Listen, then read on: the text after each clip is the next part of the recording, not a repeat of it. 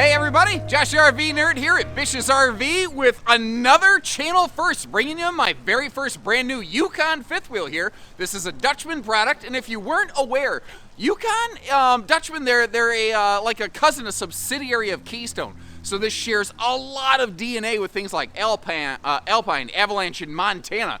But it's not just a clone, it's like a cousin, so it still has a little bit of its own influence here. And I tell you what, like, you know, the living room and the kitchen, you feel like you've seen that in a front living room before. It's the bedroom and the bathroom that take this one way over the top for me. It has like a diesel pusher feel, and the moment you step inside, you look to the right, you've seen a front living before. You step inside, you look to the left, you look at that bedroom and that bathroom up there, and it is a Jasmine and Aladdin whole new world. If you are going to spend some serious full timing, you're going to be parked somewhere, you're going to be in this for a long time, you are going to like how that bedroom and how that bathroom are laid out. I estimate, anyway.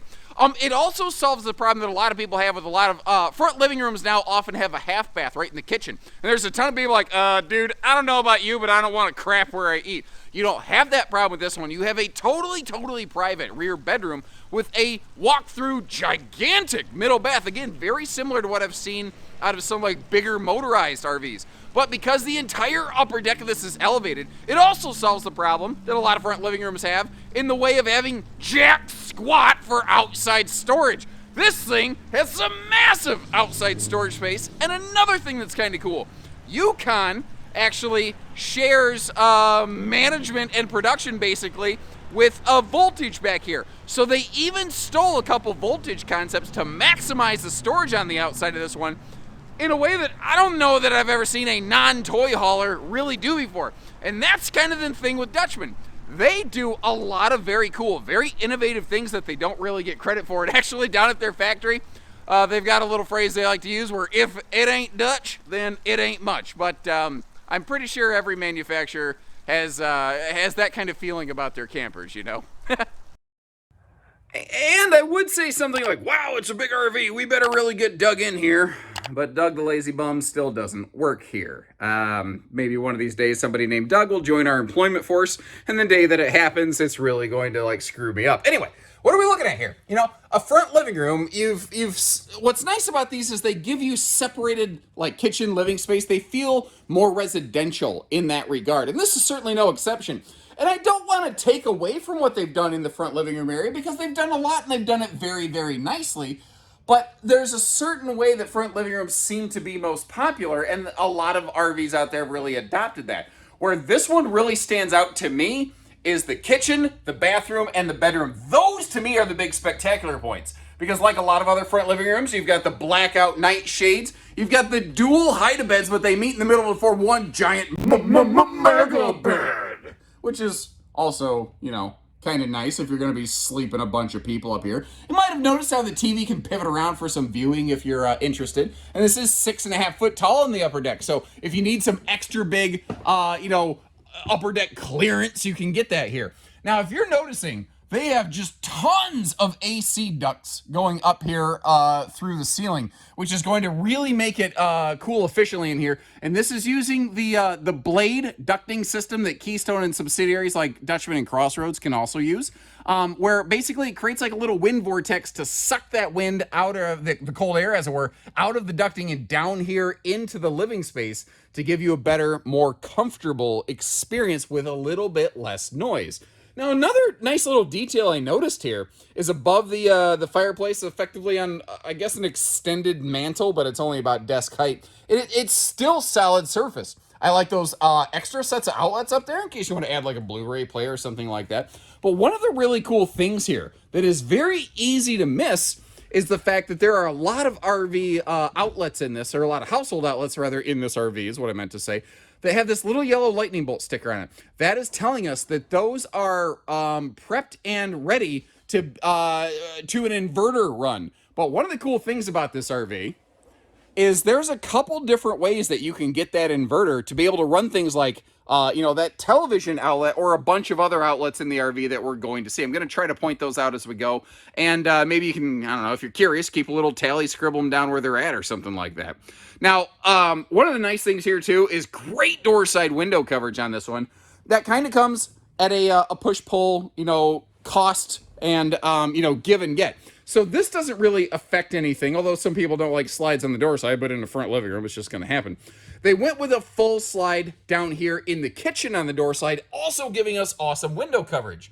That does mean that it eats into the awning space a little bit, but they did such a good job in this RV of saying, okay, what are the aspects of a front living room, and what are their you know, advantages, what are their downfalls, and finding ways to offset those you know, drawbacks, as it were, so that you really don't feel the effect of them, or they found a different way to do it. Power theater recliners, by the way.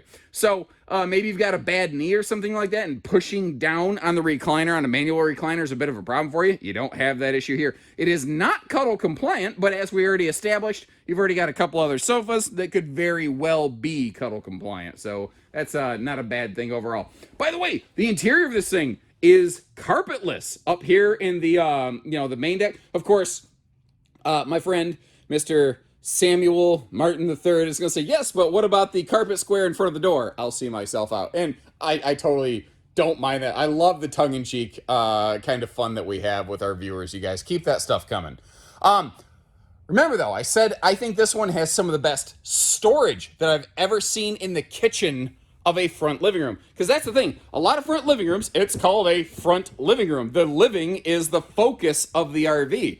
I actually think the living room is just kind of there as a result of the fact it feels like they built it from the kitchen around, because this kitchen doesn't suck.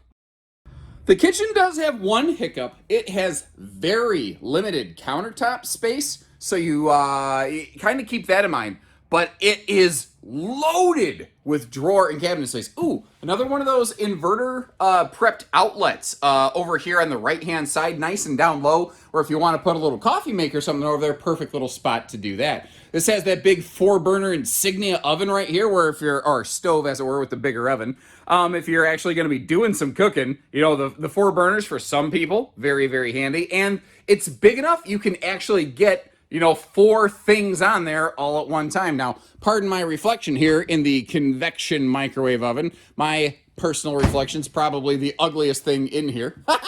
But up top, we've got a bigger rain censoring max air vent fan. On our way down, we have an 18 cubic foot residential refrigerator. That automatically comes with the 2,000 watt inverter. I'm going to kind of talk about that inverter thing a couple times as we go. There is an option, or a swaption, as I like to call them, for an 18 cubic foot gas electric refrigerator. However, that one kind of comes with a bit of a caveat.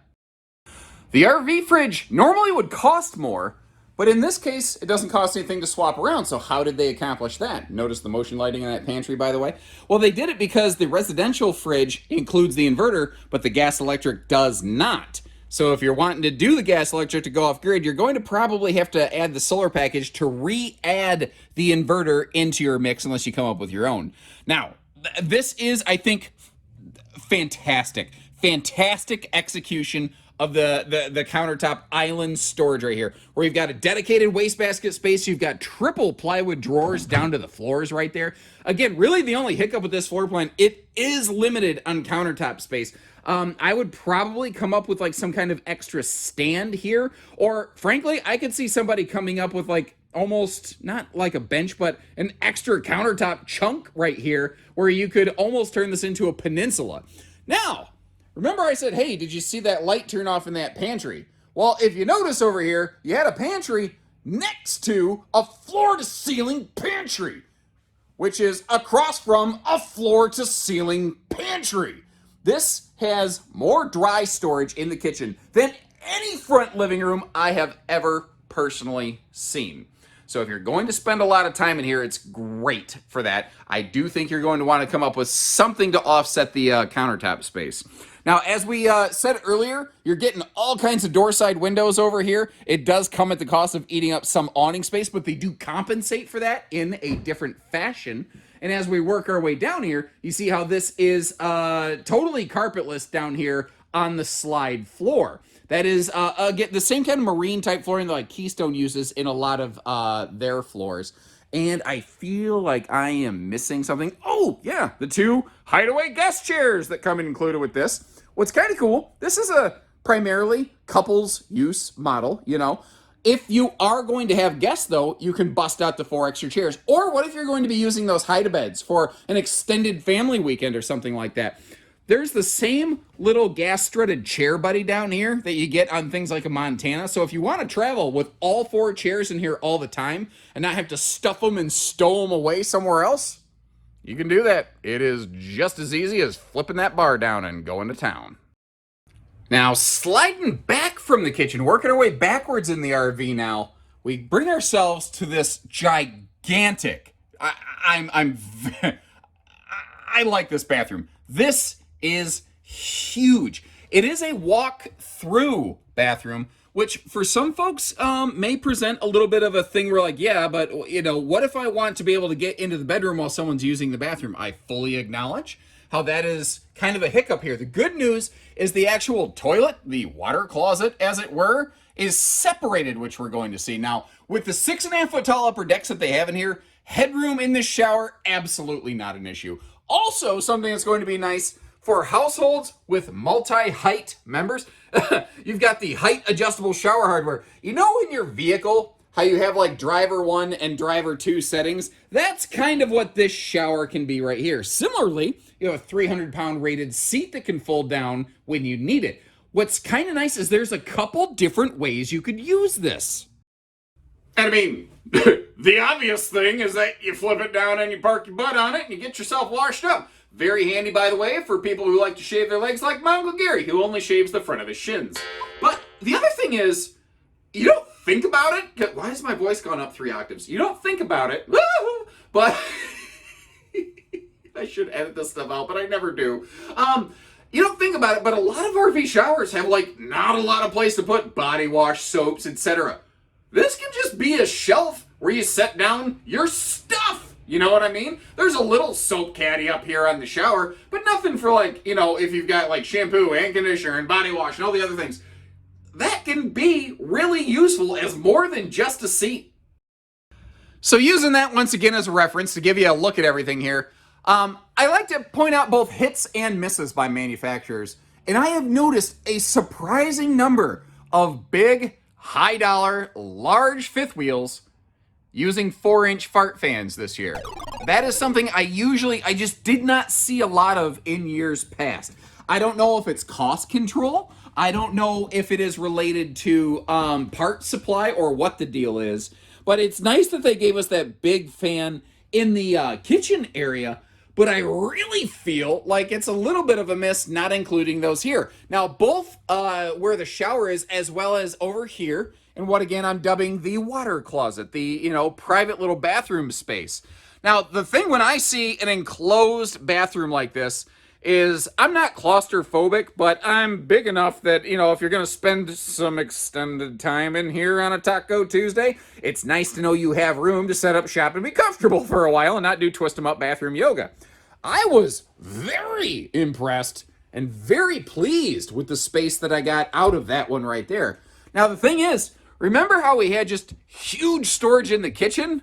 Well, that trend continues over here in the bathroom space.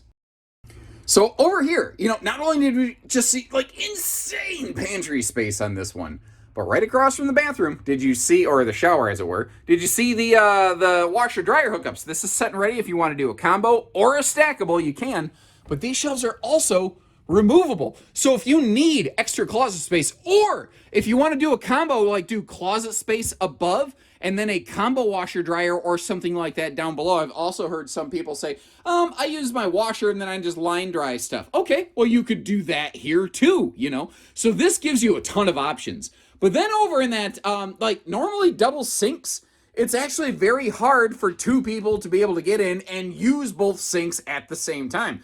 I don't feel that's the case here. It's not a problem. And if someone's standing in front of one sink, it's a wide enough walkway. You can still walk right around your partner or the other occupant or whatever phrase you want to use there. Hot pockets. I don't know. You get the idea. You know, great space for like an individual wastebasket on both sides. Plenty of drawers in between. Those are still solid surface countertops up here. And you've got both mine, yours, and ours Lipitor storage up here. I like what they did here. I get that this isn't going to be for everybody. I know that not everything is. I'm trying to enjoy showing you something different for a change. Now, up here in the bedroom, if I can figure out, I grabbed the wrong switch. I'm going to go slow in case you're light flicker sensitive, not to bother people. You've got some indirect accent lighting in here. And during the day, it just looks very cool. But if you're getting around at night, the extra lighting under that countertop shouldn't be where it's really going to bother you in the eyes over here. And the fact that that closet lights up is very handy if you're like trying to figure out which of your work shirts or something do you need for the day. And remember, that is really the only hanging closet storage in this bedroom. It's somewhat limited. Remember that in the bathroom, we have that giant cabinet that could be a couple different things. Let me get you over here and show you something very cool on this king bed area. You've got a switch right in here for your overhead lights, and they are on a dimmer. So once again, if you want to just have the light down low, you don't want it totally blinding you, straight down, giving you a suntan, you know, you don't have to deal with that here. Again, we still maintain that 6.5 foot tall upper deck height in here. So, you know, if you're a little taller than the average bear, you should be able to navigate very nicely. But they did a good job of the storage on this one. Starting, we'll look below the bed right here. Big old storage trunk, perfect place for those 2 fold-away guest chairs. And then the entire rear wall is just dresser drawer, but with dresser drawer and another dresser drawer like next to it. It's just like Oprah Winfrey is handing out dresser drawers, you know, on her show that day. You get a drawer and you get a drawer. Space there for a double laundry hamper if you want. Even a little toothpick storage beside the entertainment here just because they had space for it. Now that giant TV and fireplace that we saw in the living room, they have another of those back here. And this is another one of those things that gives it a more of like a household kind of look and feel to me. Because this is the kind of thing I think someone's going to want for spending a true extended time in this RV. By the way, the outlet for this TV is another one of those that is inverter run. Just to, you know, in case we're keeping score. I don't know that I did the best job pointing those all out as we go. A big RV like this, though, with just tons of slides everywhere, it's got one significant Achilles heel. And folks, that's the road mode. Or at least it appears that way at first glance. This one does have a chance at a get-out-of-jail-free card. Allow me to explain here. Most of the time in a big front living like this, when the slides close up, you're pinched off. You just ain't getting to a whole lot of nothing. But if you notice, they left us room here to slide between the dining and the big sort of like, you know, coffee bar on the right-hand side. Now, the hiccup with that is it comes right up to the island. So we really can't get to the fridge. But let's try that again. If you're wondering what I'm talking about, stay tuned till the end of the video. Anyway, if you can get yourself to a spot where you can open just the kitchen slide, suddenly you can walk in from the main entry door, get to all the kitchen critical stuff, get yourself back to the bedroom and the bathroom as required. But it does mean you do need to deploy one slide. But one slide can make or break the difference on this one. That being said, I mean, I would certainly prefer to just be able to walk in and navigate everything, but that's not realistic on a big rig like this. This is an RV that I predict will probably spend most of its time parked. Now, that's just my estimation. If I'm totally off base on that, if you're like, no, dude, I got a big front living like this. I tote around all the time. You're dead wrong. Okay, let me know. I can acknowledge that. I'm just estimating here. But for something that I'm thinking is probably going to spend most of its time parked, I don't know that that's too bad of a problem to have, but maybe it's a deal breaker for some folks. Is it a deal breaker for you? Let me know. Now, something that actually took me a minute to realize, this is a front living room without a front windshield. And it's fairly uncommon nowadays to see a front living room without a front windshield like that. Like there's that Wildwood kind of, you know, by example right there. It's a push-pull benefit. On one hand, yeah, if you, you know, put the TV away with a front windshield, you can have bigger window space and have a little bit more viewing. That being said, traditionally front living rooms are very popular among people who are at a site and use the RVs a great deal and long term. Those folks tend to be very entertainment focused because this is something that may work for more full-time and folks, not so much just a casual camper. So by not having a windshield, what you're doing is you're not creating a giant thermal hole in the wall right here that windshields just tend to have, because frankly those there's virtually no insulation anywhere that you see a window or a windshield. And that's true not just of that Wildwood. I'm not banging on Wildwood for that, because obviously more than one brand does front windshields. But the fact is, it's far more evenly insulated behind that nose cap, which does have a fully insulated nose cap up there. Truth be told, pretty much most manufacturers do, but you don't have a big hole where the windshield would be. It took me a minute to figure it out, though, because they did that little two-tone, almost darker inset paint on that nose pack right there that really it threw me off for a minute. Now, this is a big rig, and if you're going to be hauling it around, you need to be able to do so a little bit comfortably, I guess as comfortably as you can with something like this. So it is nice that you have the shock dampening pin box and suspension combo on here. By the way, if you've got like a Parker seasonal site and you don't even need to tow this thing, give our team a call. We can arrange some RV delivery for you going right to your site. You don't even have to worry about, hauling it there yourself. Now, the spare tire on this one, they mount in the front compartment next to that battery box, which is sized for dual batteries if you are so inclined.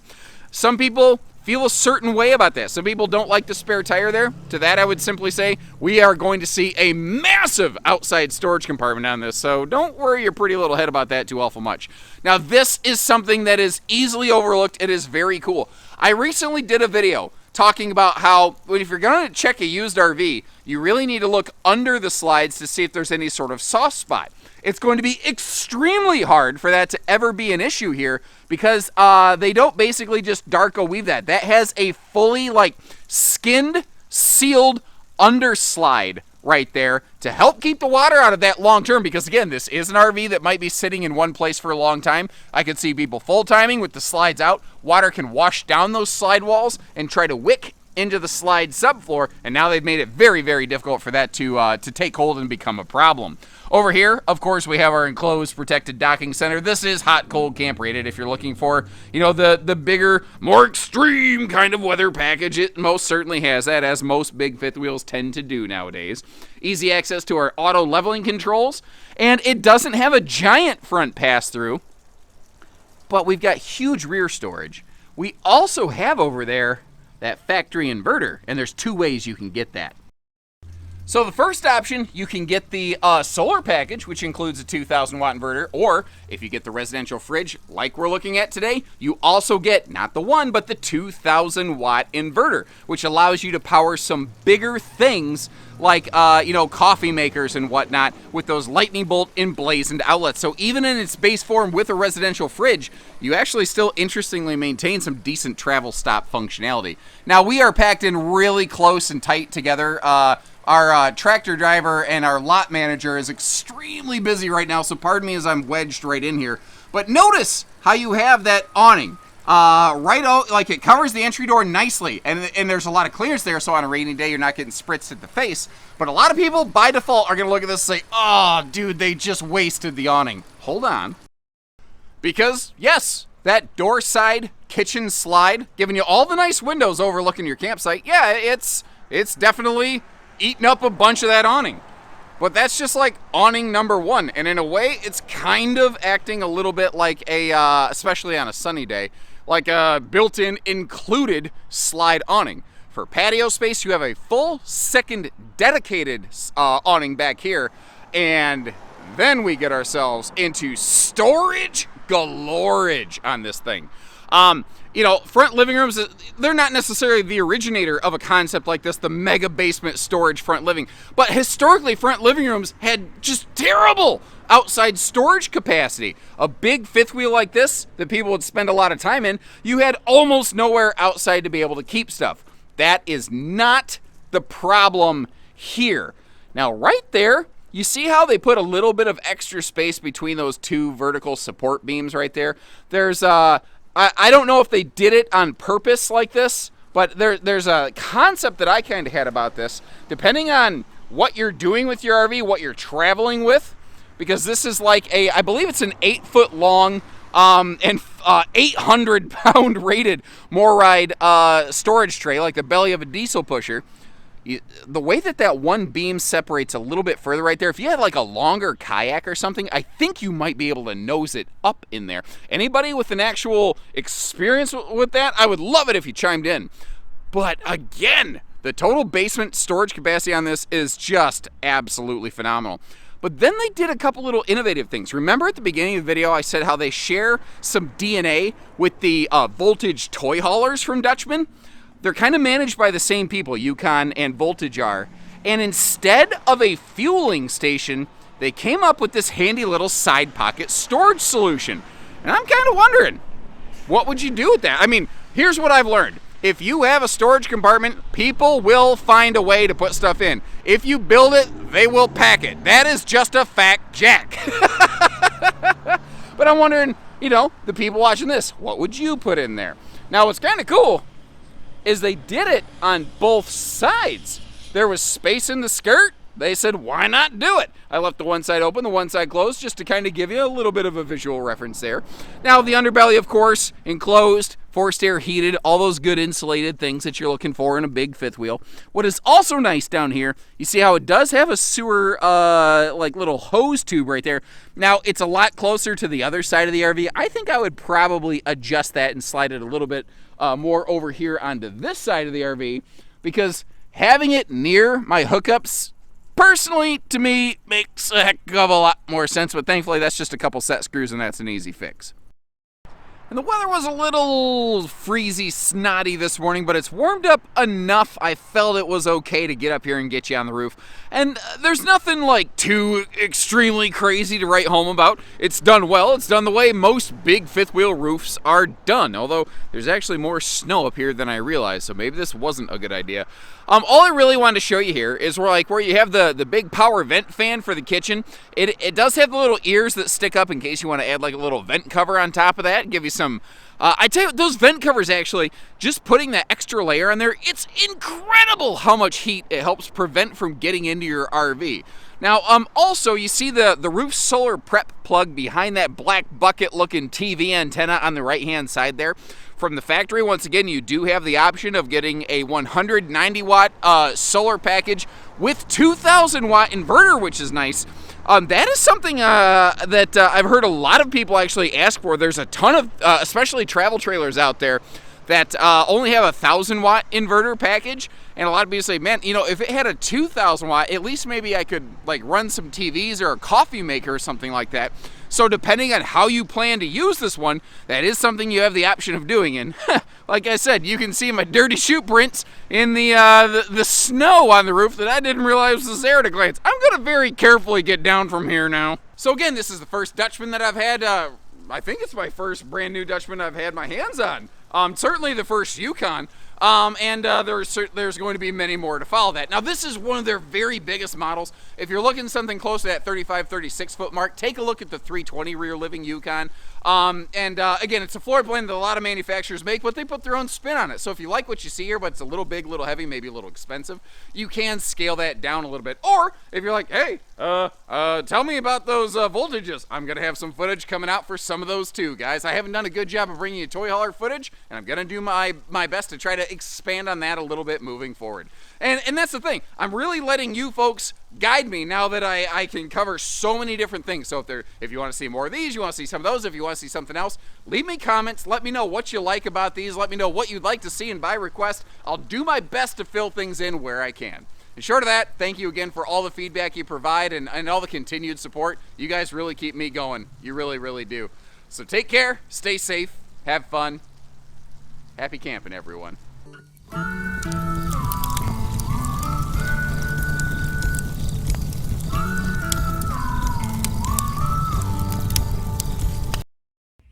If you can maneuver yourself into a place where you can open just the kitchen slide, I'm hooked on everything.